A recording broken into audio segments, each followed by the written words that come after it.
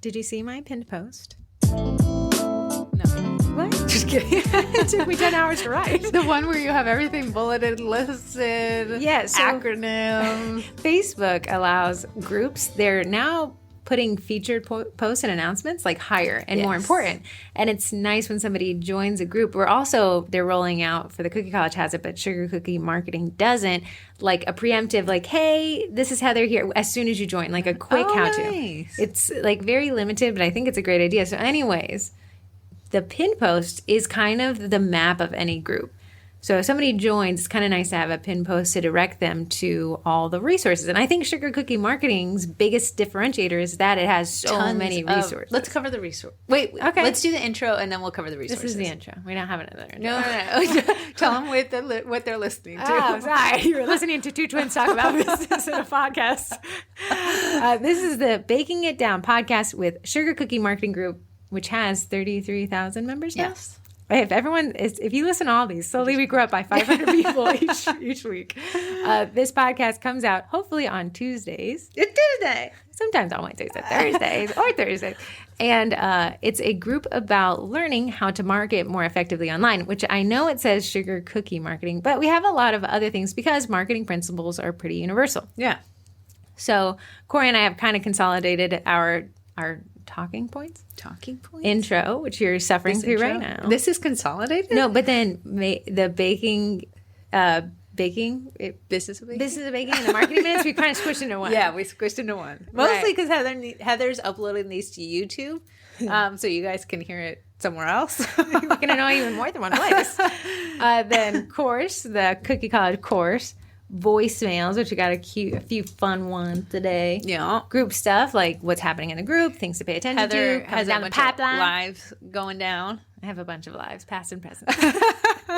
Then Twinterests. You're going to love our Twinterests this week. Corey and I have been obsessed. We actually talked about it last week a little bit. Well, now I'm more obsessed. More obsessed. I actually scratched the top of mine. It's really annoying to me. Why'd you scratch it? I have no idea. I almost care think it came like that. I didn't. I think you can add it for a week after or something. What, for scratches? I don't know. It covers a lot of the stuff.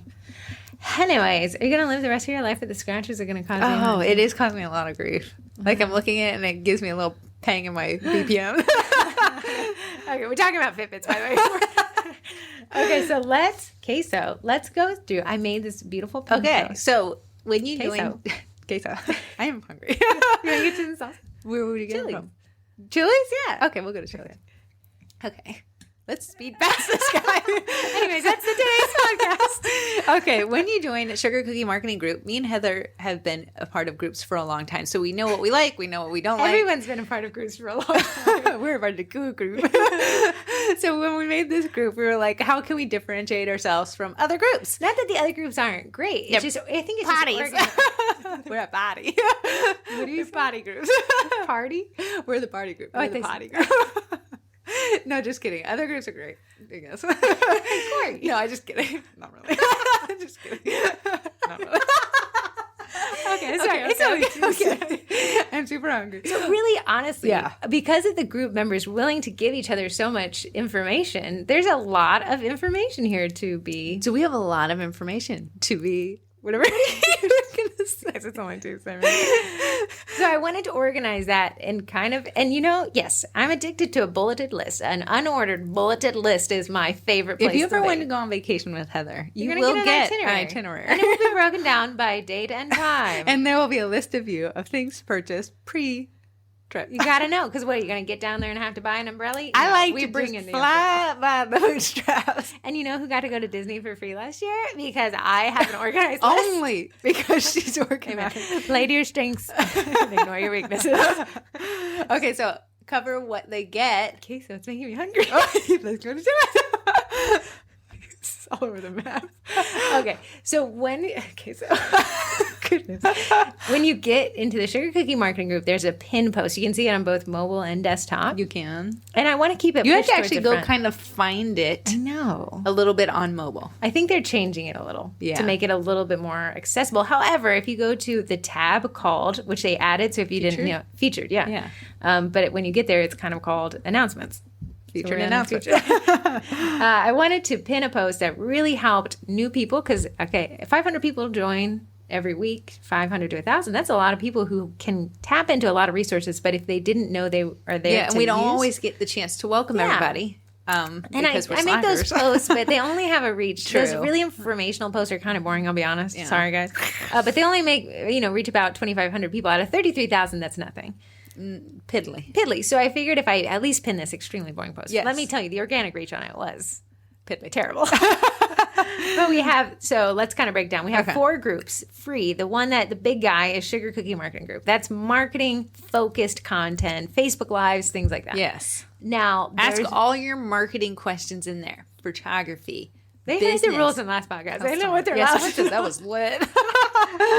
So but that Sugar Cookie Marketing Group is kind of the flagship. That's where everyone starts. Mm-hmm. It's if you're getting to that point, you probably already have a business. You probably already know what you're doing, but you just want to do it a little better. Mm-hmm. But if you don't want to do it better and you want to do it butter, there's baking with the Sugar Cookie Actually, Marketing. A lot of people who join Sugar Cookie Marketing are in the right mindset. They haven't started. Okay. But they're going down that right pipeline. But baking, could you do baking with Sugar Cookie Marketing and not even plan to sell yet? Yeah, so that's it. Like my dough spreading, my frosting is crazy. There are craters everywhere. It's the surface of the moon. Spitting out names she does not There's a heat sealer issue 101. No. And then we have the Sugar Cookie Bookies, which is a book club that was crowdsourced by the group members who wanted to do a little brain investment. Really like it. And then Laura kind of heads it up between tomato harvestings and Cinnabons on Sundays. She's on a roll. She took a class from Meredy in the group. Meredy taught an amazing live on cinnamon rolls around Christmas time, but Laura found out that wherever she lives, they're addicted to hand-delivered cinnamon rolls. And that's been bankrolling. So she runs the Sugar Cookie Bookies, and they have a book each month that they all dive into. I'm a part of that group. Do I read? No. But do I cheer them on? Their books are really good. When she did the Deep Work book, which everyone's heard of Deep Work by Cal Newport, but no one reads it. But I read it with them, and I gotta say, that one did a little life-changing. Hey. So they're all business-focused books or mindset-focused books. And I could say, if you do not read books, I don't read books, I listen to them. Yeah. Highly, highly recommend. It is a great way to learn very efficiently. And if you're baking like me and decorating, I love listening while I'm doing it. So. Yeah. Oh, yeah. A great one. Love that one. So, and then there's the paid group, the Cookie College, which we'll talk about in a second. So there's 4 groups under this canopy. Do not be asking for other groups, kids. We've run out of resources. This is all we got. Someone's like, can we have a group for Cutterns Breed? I wish we could. I think it's called Anything Goes Cookies. Yeah. Then we have the podcast, which is what you're listening to now. You can listen or refer someone to it if you think they'd be interested at There's a Podcast.com. It does look like Teresa. And poor Teresa, and I'm going to slaughter her last name, Winkamp. Every time I type There's a Podcast, it tries to tag her. That's hilarious. Sorry, Teresa. If I ever tag you, sorry. You can call or text in or mail in. We'll never check the mail, so don't worry about that. Or you can watch it on YouTube now, which I'm trying to transpose these audio files over to a YouTube playlist so you can kind of search specific things. So instead of having to listen to us for an entire hour, you get a nugget of wisdom. Yeah, so she's broken it down. So if you're like, I think I remember they talked about farmers markets once. I've only gotten to episode 5, but it's created 20 episodes. 20 nuggets. Good. Okay. Yeah. It's a work in progress. Okay, so now the group resources, kind of like things that like you can come here for free, get all the stuff, and then leave. So you got the podcast, which you're listening to now, the Wednesday newsletter. It sends out on Wednesdays. I don't understand why you called it Wednesday. And I was really trying to figure it out. Wednesday. You get 1 tip. On a Wednesday? On a Wednesday. On a Wednesday. Yeah. It used to be 2 Tuesday, and you got 2 tips, 2 things. Oh, you got to know strengths and weaknesses. So I said I can write up 1 long-form content. Like last week we covered. Yeah, I liked it. I read that. Yeah. So that I kind of prefer that content myself anyways. Yeah. And then Facebook makes it very hard to link to an active post. So a lot of people were getting errors, and it was just frustrating for everybody. Okay. So the Wednesday newsletter. So if you sign up today, you can find it at that pin post. You'll get an email from me tomorrow at 10. And the reason why we do the newsletter is because you can't be in the group at all times, but there's a lot of juicy content that's going around throughout the week. So we choose one of the bigger... No, I pick from the podcast now. Never mind. Thanks. I read that last week. You should sign up. I did read it. Wednesday newsletter. I will be signing up. Group discount. So that's a great one. We have a lot of people who want to reach group members, and we said, sure, you can sell to them as long as you give them a little discount, a little break. So yeah, the group discount codes. If you ever find one that doesn't work, let us know, and I can go and delete it or see if we can get the person that's offering it to update it. The only rule to be listed in the group discount is that the discount doesn't expire in a year, and it has to be baking related. It can't be like you're selling roofs or something. Yeah, it's got to be like baking supplies, cookie cutter scribes. If you have a digital download, I know some people add those. Just it has to be very closely Sprinkles is on there. We have Clear Bags, has a 10% discount there. Yeah, and then the sponsors have discounts. So AE Core Backers and Bakety Bakes. Yeah. So yeah, that's a great resource. I mean, if you at least check that, download it, and before you make a purchase, and see if you could. I always use a lot of cookie cutter shops. I always use that. Right. I think it's a phenomenal one. If you want to add a discount because you have a shop, you can do that in that pin post as well. You just click to a Google form, and it will auto-populate on that list. Awesome. Announcements. Okay, that's what we're reading now. But announcements constantly come up as we make updates to the group or as a Facebook Live is coming. I usually pin an active Facebook Live so you can catch it for 24 hours as an announcement. Otherwise, you can find it in the events. The membership Go over directory. a little bit of what is the live. We're going to get there in a second. Okay. All right. Resource. Wow. Great. Wow. I know it at last. Wow. The membership directory, some people have questions about that, but what we found in the group that is a lot of people ask, hey, is anyone located in XYZ city? I have a lead for you.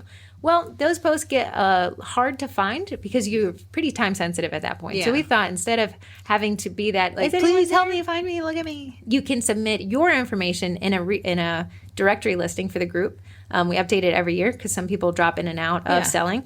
And in that directory listing, someone could search for your name and city, state, and then send you this lead. Yeah, so if I don't really know any of the towns over in Ohio, but if someone reached out to me and I can't ship, I can actually go to that little list and find anyone in Akron, Ohio, and be like, oh, I have a lead for you. Do you think you can take it? It's for the state. Also, if you wanted to order something for a friend, everyone knows sugar cookies are a great resource, so you can just use that. Plus, you got the sugar cookie marketing, hopefully, mentality of being kind and being great to your customers. People are like, everyone on this list charges their worth. Let me not use it. That's not always smart. And if you want to sign up for the directory listing, there's a link there. State cottage food groups. So we found that in the group, a lot of people asked state-specific questions where we kind of are a global group, I guess. Yeah. With 99% of you in Texas. But if we can't answer it, go ask in your state local food group. Yeah, like we have a Virginia Cookiers group, and any state-specific things, we go there and we chat, and we can send leads specifically to the group. So you might some states have labeling requirements, some states don't. Some states have income caps, some states don't. So there's some things that we can't help with, but go ask in your local food group. If you can't find a local one, that might be an awesome thing for you to start. My volume is on. So, yeah, I would say, but you have to, like, any group, an active group is one that is well organized, that is well managed, that has rules, and that is constantly put into. We used to just talk to ourselves in Sugar Cookie Marketing Group. Corey would sit across the room from me and I'd be like, I'm making a post. Can you like it? Yeah, okay. It's a crappy post. We'll just like it. Then we have the group files, which I just cleaned out for 2022. We'll start adding new files for this year. You cleaned it out in April? People begged. I said I was going to clean it out in January, and they begged. And then I said I was going to clean it out in February, and they begged. And so April, and then it's so funny because yesterday I cleaned it out, which requires deleting the post. Wow. Yeah. And someone said, "Where's the link to this?" You fast. Pinned hashtags. So I'll clean up that a little bit more. But the hashtags in the group, now we can feature specific hashtags. Before it was just kind of a crap all shoot. over the place. Are we allowed to say that? What would be a good fudge shoot? Crud shoot. Oh, that sounds bad too. Okay, now the Facebook Lives. Now, one of the biggest, I think, resources of the Sugar Cookie Marketing Group is the members teaching free Facebook Lives. Now, these are free, and they're crowdsourced, meaning we don't have a lot of control over what's taught, but I've watched majority of these, and they're just content, value-added content throughout. The Facebook Lives are always in the Events tab, but I have a public group Google Calendar you can subscribe to, which gives you a 10-minute notification ahead of a Facebook Live. I always add the event details and the name so you know what's coming. All the past Facebook Lives. Sorry. Fast and past. They're a lot. We had over 100 Facebook Lives taught in this group. And they're about think photography, think editing, think farmers markets, pop-ups, shop-ups. Yeah, and you can save that. You can click on that link and download it, or save a copy, or just save that link. I update it every time a new Facebook Live is added. Yeah. It'll include the person's name who's teaching it, the date and time, the name, and the link to their event. Now, the Facebook Lives are not ever hosted in the events. They're hosted in the main group, but I will link to it in that event. Yeah, so if you were looking for a past live and you're like, oh, I want to watch it, you can always go to the discussion portion of that past live and you can find it pinned at the top there. One caveat is that we don't own this content, so if somebody chooses to delete it, there's nothing I can do about that. Sorry. Yep. You sneeze, Right now, you I lose. don't think there's many of them that are deleted, but if someone's profile got hacked or something, you can't do it. Yeah. Can't do anything. So then abbreviations. So there are a lot of abbreviations that people don't know. Did you add FOMO in there? No, I forgot. Oh, that's a good one. That's a good we one. say it a lot. Okay. Oh, fear missing out. Okay, so SCM, SCMG, that's the Sugar Cookie Marketing Group. Yeah. TCC or CC, that's the Cookie College. Oh. No. Yeah, somebody had asked, and I was like, oh, yeah, I can see. Okay. TLDR is too long didn't read, which means like if this post, Corey writes a book and she adds a TLDR, you can get the summary of the post in about a sentence. Yeah, so you don't have to read for So 5 it's hours. too long. I'm not going to read it. Let me find the TLDR. That's from Reddit. ETA. I always thought that meant like estimated time of arrival, so I had to Google it. It means edited to add. That means so they went if back you and post changed something and you need to change something, like so you maybe left out a few details people needed, you can do edited to add. It is courteous to do it because people will comment at the original post and like with the missing information, and then the other people who come back will say like, "Why are you asking that? She clearly wrote it right there." So edited to add is always a nice little. Yeah, I like that. OP, I use that one too much. It's the original poster. It's a person who made the post. Yeah, instead of trying to remember how someone spelled their name and slaughtering it, you just say OP. Yeah, so like, hey guys, OP didn't ask that question, so let's not tell them a bunch of opinions on how we think their shred should look. AFAIK, as far as I know. That one took me forever to figure out. AFK, away from keyboard. Oh, that's Corey's son. He constantly says it to me in real life. I said, I know, you're standing in front of me. Of course you are away from the keyboard. FTFY, fixed it for you. That means somebody probably made an edit in the comments. You would say fixed it for you because someone didn't had left out pertinent information, something like that. Use that one kindly. We don't want to fix it for them if they didn't necessarily Fix ask your us. whole business model for you. AMA, ask me anything. So we have an Nobody AMA really does coming that, up. but Yeah. got it. Lisa Frost is doing an AMA for her. She has a bakery in DC, launched in the pandemic, and they've got some pretty cool things. So she's saying, I'll give you a tour and then an AMA. Ask her anything. Sure. So nothing's off limits, mostly. Right. YMMV, your mileage may vary, which just insinuates like you'll have different results. I did this, it worked. Your results may vary. I've yet to see that one posted. In I know. TIL, today I learned. Oh. Today I learned. So it'd be a summary of something like, today I learned that Heather is the favorite one. Good. NSFW, not safe for work. That means there's adult content there. Not safe for work means don't open this, don't expand this. If you're in a work job where somebody could look over your shoulder, or if you're with a underage person. Typically, no, it sounds crazy. It's about those adult themed cookies. Yeah, so we actually, instead of just using the not safe for work acronym, we have a graphic that you can snag and then you can post it in the comments section there. But if it's not safe for work, you see that tag or someone said, hey, this is NSFW. What they're saying is, hey, you need to go find that graphic before your post gets deleted in about 2 seconds. YSK, you should know. That one's more I would just see on the internet in general, but just in cover. ITT in this thread will be like, in this thread, everyone telling OP no. Yeah. That's for repetitive. Somebody would say that like, hey, the comments are getting really repetitive in this thread is this one thing. If you know, you know. I'm not even going to... IYKYK. But it's just an acronym It's you coming use a lot. up a lot. It's trending. Yeah. If you know, you know. That's the kind of like an inside joke. Like, you know, The beads, guys, if you know, you I know. cheated on my husband with Eddie. If you know, you know. Eddie's a printer. But otherwise it sounds like you're cheating on your husband and confessing in a cookie group. And then Eddie is the printer. He's a sponsor, but... He's not a he. He's an object that prints, but his name is Eddie. They name the product Eddie. So when people say Eddie, it causes a bit of confusion there. I'm sure there's many more acronyms. I'll add FOMO, fear of missing out. It's a marketing tactic. Group websites. We have the Sugar Cookie Marketing website. It's just kind of a single page lander. And then the Cookie College, which is the next point. The Cookie College is a paid membership within the Sugar Cookie Marketing Group designed for people who want to next level type marketing content. You gain access to 60 plus courses, a private Facebook group, free content to share on your socials, business workshops, and additional podcasts.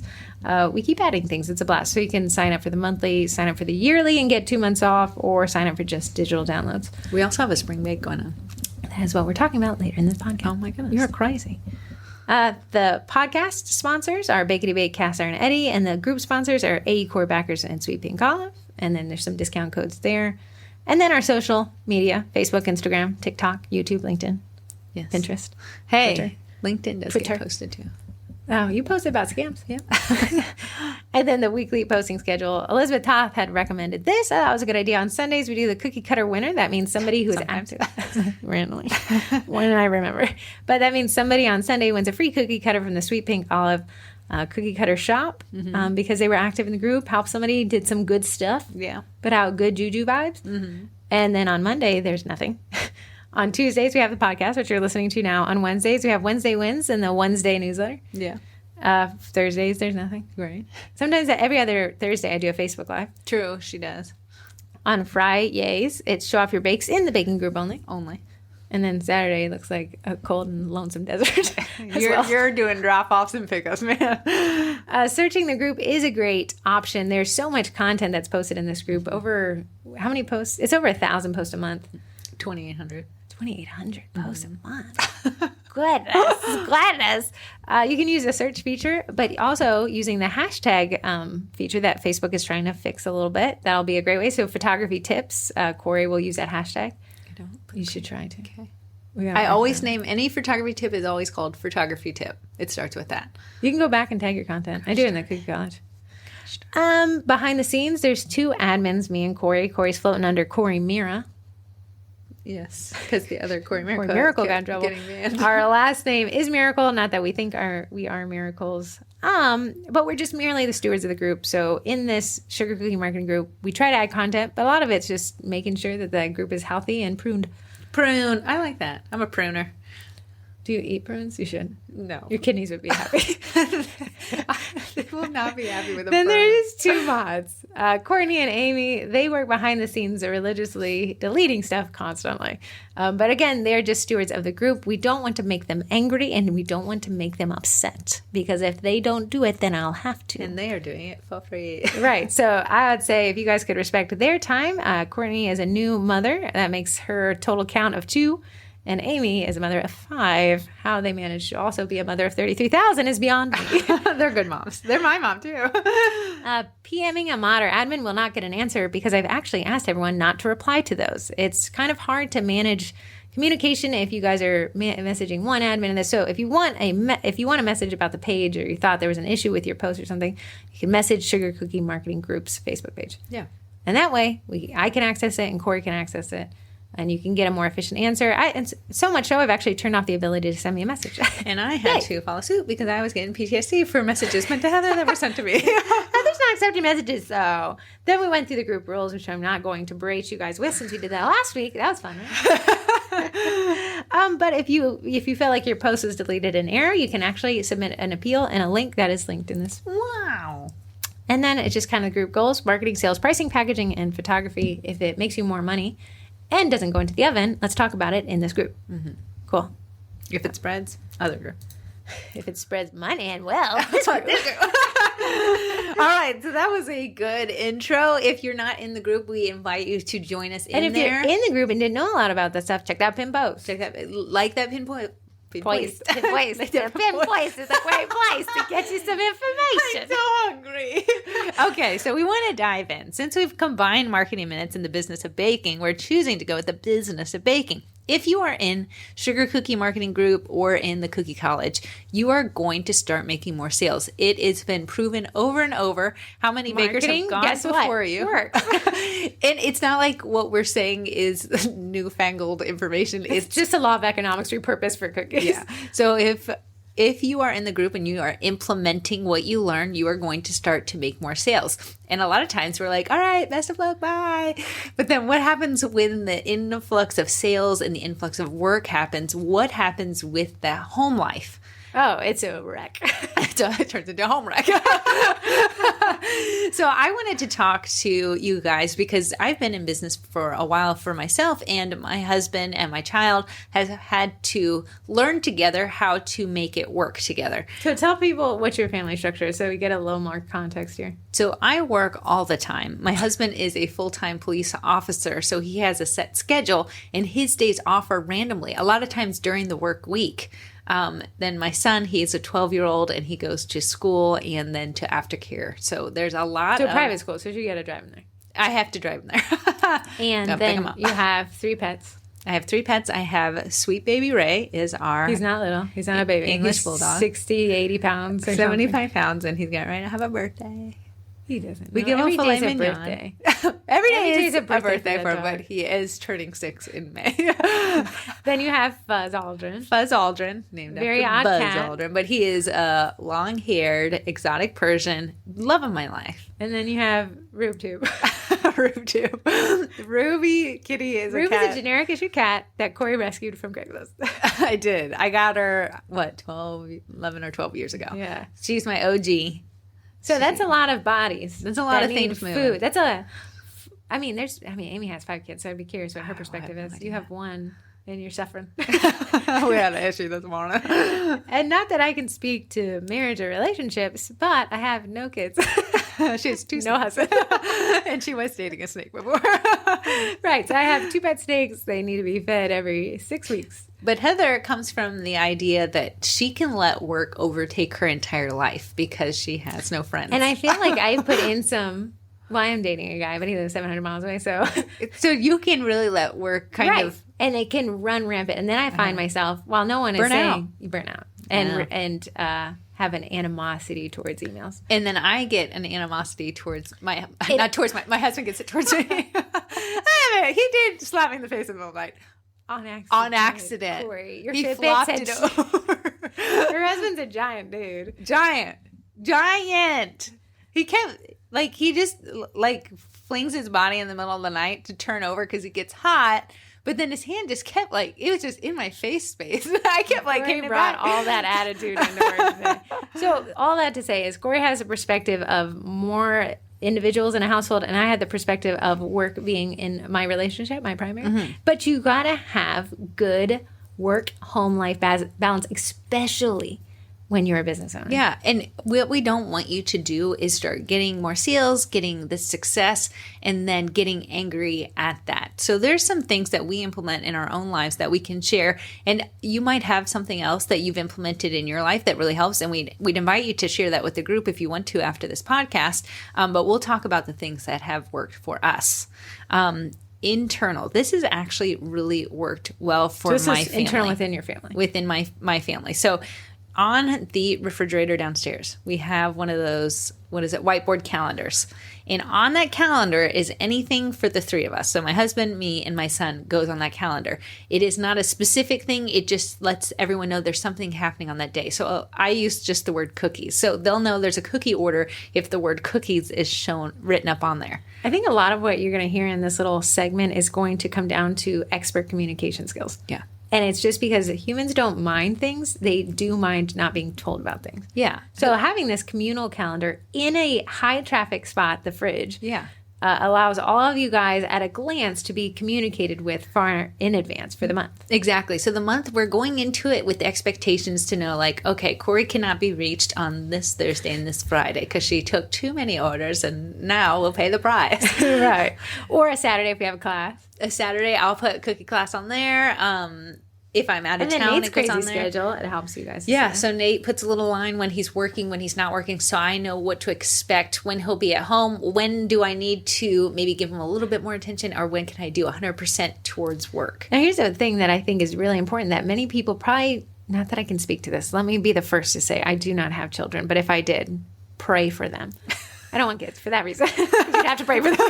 But I think letting Archer, 12 years old, have access to the same calendar is important because kids need to be communicated with too. He do. And he has access to put it, and we told him how to write on there, so it's not just his name written across the scribbled thing. Archer's into YouTube, creating a YouTube channel now. He's been emailing me. He's been pestering me as we build out his brand identity. So having this internal calendar that is just quick for everyone to see really sets the expectations. In my cookie room, there's a giant calendar for only my cookie related things. So I can put all the details, exactly what, if they, how much they've paid, what their theme is, the name of the customer. So fridge calendar, high level. Cookie calendar, details. Yeah. So if my husband says, oh, she has cookies, and then he can go up to my cookie room, not like he ever does, but he can look on there and be like, oh, it's a 5 dozen order. I'm not going to see my wife tonight. I think I like the separation of the two calendars because when shared calendars get too finite, you actually lose people who aren't really that finite. That's my big issue that I over email. And details. I under email details. Yeah. So I lose Corey if I have too many bulleted points in an email. So for her, I'll keep high level outtakes towards the top. Like, here's what you need to know. If you want further details, look below. Yeah. So she never looks below. I love those little details at the top. A summary. So I like that a lot. Okay, now external. This is external to your family, but it will go in long and far, and it making will your client come back family. into your family. This will make 3 groups happy: your clients, yourself, and your family. Amen. So with external, it comes down to client expectations. And Corey and I talked about this when we really like it. Blackout dates. I mean, you know, they're blackout dates when you go to ski mountains or when you go to Disney World, but blackout dates are absolutely nothing can come through on these dates. Yeah, so and it's a respect to your family. Absolutely. If you have a date night planned, that is a blackout date. Nothing will trump that. If you have a kid's birthday party, hey, blackout date. Here's the thing. Boundaries abide by blackout dates. There's no order you take on a black date. It just doesn't exist. Yeah. That blackout date. So to take an order on a blackout date that you've communicated with your family is like, this is an absolute, you'll have my full time and attention. To take that order will be disrespectful to your family and to the client, because the client needs boundaries as well. Yeah. And it's okay to have days off. I think that's what I said. We're working and we're organizing and doing all the stuff so that we can enjoy our days off more effectively. Yeah. And fully. In a lot of times, as you're growing your business, a lot of us have learned the hard way that you say yes to everything. Every sale that comes in, I have to say yes to. I'm building my business. I need this sale. But you're going to burn out really fast. And not every sale is the right sale for you. And guess what? If you pass on the sale that's on your blackout date, they will find another cookier to support. And that is okay too. It's helping the whole industry. In fact, give them the list of That's people. what I do. And maybe Hey. scratch the other baker's back and that baker will scratch yours. Amen. Vacation away message autoresponders. I really like these ones. They're so easy to set up. I know how to do it in Google. I think Microsoft Outlook is pretty much the same. That means any message that comes across, you can send out without you having to click the send button, an automated message with any information you need that client. This is my favorite thing to do. Because in my away message or in my autoresponder on Gmail is the link to order. And in the link to order, my blackout dates are already listed. I'm going to say this. I'm going to say my peoples who love to provide as much information as possible. I'm going to challenge you to audit your vacation autoresponder and shorten it up quite a bit. Yeah. To just the most necessary information for the next step. I am the person who likes to provide every possible amount of information and nobody reads it. Yeah. So when you can kind of like trim that up quite a bit, short and sweet, you're going to provide them just enough information to make the next step. Yes. I know why I'm saying this is because I email a lot of you guys and I get your autoresponders and I see myself which ones I read and which ones I delete. Yeah. Not that I need it. I just sending an email and you guys have it set up. But I find myself like, oh, that one's really long. I'm never going to read it. Or that one's really short. I'm going to give it a once over because I'm nosy and want to know what you're up to. Next is Facebook autoresponder. Is Facebook facing a lot of glitches when it comes to Messenger? Yes. But to have your Facebook autoresponder set up is saving you time, which you can then use that time to be efficient in your business. Even directing traffic. If it says, hey, I actually don't take orders through Facebook Messenger, click here to place an order. It's one less time you're away from the things that you actually want to do, doing the things that you have to do. Mm-hmm. Love it. And I use Jotform to intake my orders, and I can do blackout dates. So if my calendar is filled till, June, I can turn off the ability to order on those dates. And am I missing sales? Guess what? Blackout dates with no option around them. Am I missing sales? Yes. Do I know? No. And that's fine because it's almost better that you don't know. Yes. I could charge a rush fee and do it, but no, I am acknowledging that I cannot work all the time. It's a home, work, life balance. And that means both sides must give so that both sides can win. Yes. Another one, set hours. Now, I know that people love to say, well, you can access me 24/7. That shouldn't be. Mm-mm. You should say you can access me 9 to 5 or you can access me 8 to 3. Hospital. No one has died. And they're not really trying. Corey had to get her kidney checked and she waited 8 hours. They have their boundaries. Have your set hours on Facebook. When you set hours on Facebook and you're not 24-hour open, you actually get the ability to set up an away message. You can't do that if you're open 24/7. Yes. And you can set that on Google My Business. You can have hours. I'm not saying that our jobs aren't important, but I am saying that I don't think anyone's passed away prematurely from not getting a response for a cookie order within 5 minutes. At 12 in the morning. I had an order last week, and she emailed me at 1 in the morning. I got back to her during my 9 to 5. She responded again at 2 in the morning the next night, and I got back to her 9 to 5. Guess what? The sale ended up happening. Here's the thing. I'll be honest. I go to bed late. I don't expect replies. I am sending you an email, but not to disrespect you, but just because these are my working hours and they don't align with yours. So reply whenever. I'm not expecting a reply. When people do reply after hours, and people could be like, "You're disrespecting theirs." I don't know, man. I got to send this email. I could schedule it, but whatever. If I send an email and they reply, I almost think like, "Oh, didn't expect you to reply. Didn't want you to. I hope you enjoy your weekend." And sometimes in my emails, I'll say, "Don't worry about replying until Monday." Yeah. And with me and my business boundary, when Heather emails me every Sunday with a to-do list, I swipe that bad boy. Corin does not write back. She doesn't answer my following up text. You skipped one there. Automated payment, but I want you to talk about it. Automated payment acceptance. So this is your business. You run it how you want to. I see a lot of you guys sending invoices and then sending a payment place where they can pay. Mm-hmm. If those two are connected, because I know Square forces you to generate an invoice and they can pay through that generation, awesome. But for those who either accept 50% payment now, 50% later, or I'm going to invoice you and then I'm going to send you the ability to pay, you've added an extra step, and steps take time. Mm-hmm. I prefer consolidating that into a single step. Then you say, well, I'm not going to get orders if people don't want to pay up front. There you go. It's a boundary, man. Yep. Correspondence eats up a lot of time. I know people think, oh, just an email, it'll take me 5 seconds. They don't take 5 seconds. They actually take upwards of 10 to 15 minutes. And it takes a lot of brain capacity. I just want to talk about this. When I'm thinking in my business and then my son comes and asks a question like, what's for dinner? My brain is so wrapped up in these business to-do tasks that I then can potentially become short with him. Like, dude, I'm working. It's in that Cal Newport book. He calls it attention something.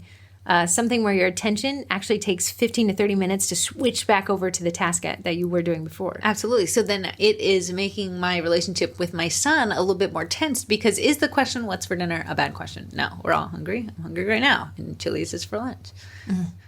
Queso. So being able to cut down on the time that you're spending in your business because you become efficient is going to help your relationships. Yeah. So removing that invoicing and then sending over payment options is going to clean that up quite a bit. It's going to free up a lot of time. I really like it. I actually have my phone, and I'm going to talk about this in a second. It turns off my work email after 5. So I don't know it's there. There's no stress created because I don't know it's there. I won't turn back on again until 9 the next morning. And I have the innate ability to ignore emails that are after 5. Needs to be studied. To be fully honest with you, I actually only have it ping twice a day. So it turns on at 10 and then turns back off, and it turns on again at 4 and turns back off. Guess what? World's still turning. No one's passed away yet. The next is pickup times. Do morning pickups. Hey, I'm not a morning person. Guess what? If you have a morning pickup, you have freed the rest of your day. And it's not an all-day pickup thing. You have a 2-hour set time. Your customers want the cookies. They've already paid. They're going to show up. Have a morning pickup so the rest of your day can be free. This is how I run my life, and it really makes any of those Saturday pickup times not so stressful. You know why? Because then I can You're relax. eating your frog. Eating my frog. It's out the way. So that whole book, Eat That Frog by Brian Tracy, basically says do the hardest thing first so the rest of your day is free.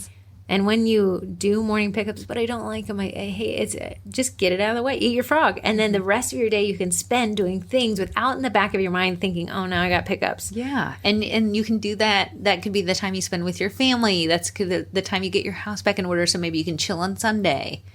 Now, the next one, we talk about it endlessly here. We should call the Baking Boundary podcast at this point. But setting hard boundaries for no-shows and late shows. Here's the thing. If you don't have a policy set up, you can't expect someone to abide by what they don't know. Mm-hmm. But what happens is, well, they didn't show up, and now I'm on the hook to sit and stare at my porch for 5 hours, hoping that they will. That is miserable. Yeah, so Corey and I will say, if you don't show up by 2, we'll donate your kit. Yeah. That's it. That's DIY it. Kits. They know. I've communicated it. And if they don't show up, Corey and I get to go to lunch. So much so that we actually schedule dinner at 2:30 that day. To make sure that we are abiding by our own boundaries. Now, with custom orders and things like that, if they don't show up, I do not mind just setting it on the porch. I do say, hey, it's really hot outside, so condensation is going to do its thing. So I would rush if I were you. Yeah, but policies, the more hard your boundaries are, the less stress you'll be around your family. No, okay, you can have all the time in the world set aside for your family, but if you're a stress bucket, they're going to be like, girl, guy, come on. And that also goes to client expectations too, is I let them know, hey, I have things to do after your pickup time. I work full time. Let's go over. And then the night before, they get one recap email that says, okay, here's the address. Here's the time I'm expecting to see you. Here's my sometimes cell phone number to text me if anything arises or you face traffic. I even when I send out cookie class reminders, I hyperlink to the Google Maps so they can click and end up in the right location, because the less questions they have for me, the more time I have for me. Yes. Okay, batching your week. Now, I really like this one. This is from a couple of different books that I've read, but I've actually implemented it. It frustrates everybody because they don't get instant replies from me. Mm-hmm. But my Wednesday is dedicated to my day job. My Thursday is dedicated to the Cookie College. My Tuesday is dedicated to this podcast and Wednesday newsletter. That means on these days that I only perform those actions, and it sets an expectation with somebody, like a client. Hey, you can expect a reply from me in about 7 business days if they reply from a Wednesday to a Wednesday or on Wednesday. Now, batching your week as a cookier would look something like this. On Mondays, it's invoicing and follow-up. On Tuesdays, it's baking, and on Wednesdays, it's baking. On Thursdays, it's morning pickups. On Fridays, it's admin work. Mm-hmm. And that's going to be different for everybody as your businesses are at different levels. She's just giving you an idea of how that would work so you can kind of see it in your mind and be like, okay, I think I can do that.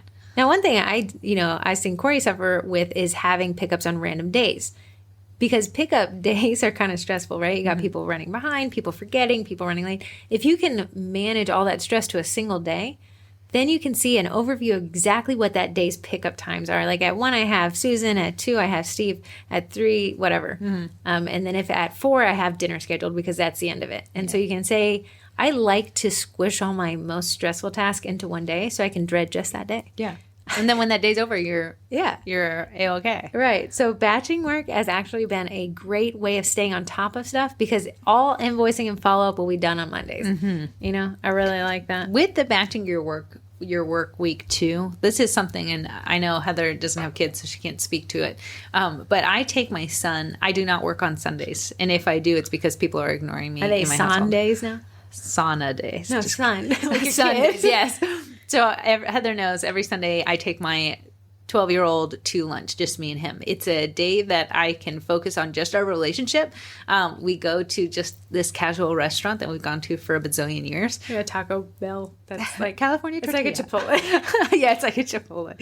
But it's something that he knows. He has expectations that day in that moment is meant for him. If something comes up and life happens, and it's out of the ordinary that we don't go to lunch on that day. Yeah. And he now has a sense of importance. His importance isn't pushed to the side, because I so make Sundays a time where I can recoup and regenerate and then spend some time with him. My husband just asked me to bring take home to him. So oh, is that why I was asking if you were working? Okay, now time management tools. You're not alone. You have some assists, and I can speak to these because you can look at me and be like, well, Heather, you don't have kids, you should be working. Like, no, I was miserable. And I didn't have kids. I was more miserable if I did. But time management tools have really helped me be able to manage my time so that at 9:30, I'm in bed. At 9 o'clock, sometimes you're not. Yeah, I'm right. It's just sometimes the boundaries are all over. But I actually have smart plugs. I should have added this one. I have these smart plugs, Casa, K-A-S-A. Did your computer just turn off while you're typing? The whole room goes dark. Even Lemon Squeebert is shocked by what happened. So all the smart plugs will actually turn off in the office at 9, which signals you got to go. It's like back in the day when where would they flash the lights? School. Oh. To get us quiet. Yeah, go. So I done that a couple of cookie classes. Guys, leave. So these Casa smart plugs, I have them set up for like diffuser. So the diffuser upstairs will start, and I'll get like. I'm not just going to have to see you upstairs. Diffuser. The diffuser upstairs is going to start. And now I got to go to bed. Shoving out lavender so you can start. Absolutely. It's an incentive to switch rooms. But here's some of my favorite time management tools. I dragged Corey kicking and screaming to Google Calendar. My Google Calendar, I actually have over, and I know this sounds crazy, 10 Google Calendar, sub-calendars. So I have one for birthdays. So that way I can just quickly glance at my calendar. She knew when my ex-mother-in-law's birthday was. You know, I like to keep tabs on everybody. Peggy. Tell Peggy I said happy birthday. I have one for my subscriptions when subscriptions renew. That way I'm not hit sideways when it's a full price renewal. Yeah, and I can cancel if I want to. So as soon as I make a purchase of a subscription model, I'll add it to that calendar. This is the day I purchased it. This is when the renewal. Yeah, set it and forget it. And I have ones that are with like the eat that frog scenario. So I'll build out my week of frog eating so I know exactly which frogs I got to eat when. Mm-hmm. And then what other ones? Traveling. If I have a traveling, so I can share that one with Corey if I need her to know that I'm not going to be here. And then I have one with the guy I'm dating that's 700 miles away because it's hard to keep on top of things. So I can just set and forget it. He can access that calendar whenever. You can access my calendar whenever. For some reason, I have a lot of access to your personal calendar. Welcome. Like, oh, Ren's too. Electric Institute today. Don't forget to leave the trash out. It's their day. I really like Google Calendars. And then you can share Google Calendars with the respective people that are involved. So if you have a cookie calendar, Corey could share it with me so that I know. Or and then I have a sugar cookie marketing group calendar and a cookie college calendar. That way the cookie college kids know what to expect. The sugar cookie marketing people know what to expect. So my husband, while it would be awesome to be able to share a calendar with him, is like... He's off the grid. Uses a potato as a phone. It just doesn't serve him the purpose. But if you have, older kids who have cell phones and a husband who's in the 21st century, you could share those calendars and you guys could have a family calendar where you guys are adding things on. There's some cool apps for family calendars, like these physical calendars that live on the wall. I think they're pretty. Almost made me want to have a kid, and then I realized I didn't. You don't mind? A budgeting app like YNAB to track in real-time financial goals. Now, YNAB is an acronym for You Need a Budget. Our older sister works there. I get no perks at all. But I've actually been using it for over 2 years. Now, why would I say a budgeting app as far as communication? When you're working so much, a lot of times if people don't know why you're working, they think that you're just addicted to working. Yeah, workaholic. Right. So when you can say, hey, family, you can create a family budget in YNAB. You can say, hey, family, here's our budget for this Disney trip. Here's what we're saving for. Here's why we're working. It gets everyone on the same financial goal so that working doesn't look like this aimless way of wasting your time and just hoarding money like Scrooge McDuck style. So you can dive in it later. But it's rather this shared financial plan that everyone can be involved in and allocate money and time and resources towards. And I think that communicating financial goals with kids is also very healthy. Absolutely. Maybe not the mortgage, but you know everything else. Yeah. Another one I really like is Eventbrite. So Eventbrite for cookie classes, we use it and it takes a cut out of every ticket. And I know you think that maximizing profits is the goal of marketing, but it's actually maximizing time. Yeah. So when we use Eventbrite, it takes around $5 to $6 a ticket, and over the course of everyone that's ever signed up, we're looking at maybe $1,000 or $2,000 that could have gone to our pocket. But I don't want to do the work that Eventbrite automates. So that is a fair price to pay to trade for Eventbrite managing a lot of those reminders and contact lists. It does credit handling. It handles discount codes. It handles cancellations, and it's a great way to get more people in class. So it's a trade I'm willing to invest in. Yeah. As long as for every dollar Eventbrite takes, I'm still making two. We're still in the green. Asana, ClickUp for task management. I use Asana every day. Asana is a web app. I think there's also a phone app on it in the group. Yeah. Maybe There's one or two. Yeah, there's two. I think Alondra taught one, and then Susan Shepard taught one on Asana. So Asana, and I'm going to talk about it more in the Cookie College, but Asana works off of two different thought process from tasks, so I add a task, but also from triggers. So every Sunday I'll have an Asana trigger I see that says, hey, check to see if there's any Facebook Lives yet. Check to see if there's any papers you need to scan over to the accountant. Check here. And then I'll just go through that. So every week I almost reset and say, okay, my Asana triggers have all been handled, and now I can start my week fresh and ready to go. Nothing ever gets out from your handle. So you can always have an overview. You're always I can see things coming from a mile away. Yeah. That's why I know it was Peggy's birthday. Because it says check your calendar. So I check my calendar and I say, oh my goodness, I totally forgot to have a meeting on Wednesday. Yeah. And it says, do you need to move something around? Yeah, I absolutely do. Mm-hmm. I really like Asana. It has a free plan, and ClickUp's a little bit cheaper, but I do prefer Asana because it is a lot more simple. And rare are the times you'll see me say take the easiest, but this is one where I'd actually recommend taking the easiest. Next is scheduling out your social media posts. A lot of times we're so buried in our business that by the time you get to that sacred family time, you're like, oh crap, I forgot to post. Can you say crap? I thought we were saying fudge. Fudge nugs. I forgot to post. Fudge nugs. I'm hungry. And then you are running to your computer to post, and it's taking away that time from your family. You can schedule out your post. If you have admin days on Monday, schedule out your post. You can do it. And Facebook Planner is absolutely free, and you can. I did a Facebook Live on it. How do you use it? Yeah, Heather did it in the main group. Oh, and Heather did a live on it, so you can actually use that. We use something that's called Hootsuite because it cross post. Huh? Not going to recommend it. No, it got expensive fast. Yeah. One Up is another option. HubSpot, I think, does it. Canva does it. Is another one. Does it. So there's a bunch of options, but Facebook Planner being the freest, that you can actually schedule out your social media posts. Now, we don't say post and ghost. We want you to be attentive. If you have comments, we want you to reply to those comments, but we don't want you to feel like you're doing like the brunt of the work during your family time. So use those Mondays, planning days, and schedule out the post, and then check in on those posts throughout the day. So if your audience is most active at 9 a.m, your post is probably going to go up at 9 a.m. Then throughout the day, you can kind of respond to comments and things like that. Right. I like creating a post base, just like, hey, if the worst comes to worst and I don't end up having this unexpected time that I have to do this, let me just make sure something's going up each week or every 3 days or something, and then I can come back when I do have time and add a little bit more custom tailored content. So at least what she's saying is she'll set up like a month worth of posts, and at least if she forgets and never comes back, she has something going up. That's not what we suggest when it comes to a marketing mindset, but she has something that's going on when she's not there. So she doesn't come back and say, plan for the worst, hope for the best. Yeah, so then she can come back in and supplement some maybe trending posts and trending ideas in the meantime to go with those posts she's already scheduled out. Yeah. Okay, now I'm going to say this one. I'm going to have a little altar call here. You guys are your thing. What? Are you still using it? Timular? Yeah. Yeah, he's right here. Have you been religiously tracking using our it? time currently? Yeah. So here's the thing. I really like Timular. It's actually a cube. I don't know. Is that a cube? It's like a triangle. It's like a square. A million sides. It's a diamond. It's a diamond.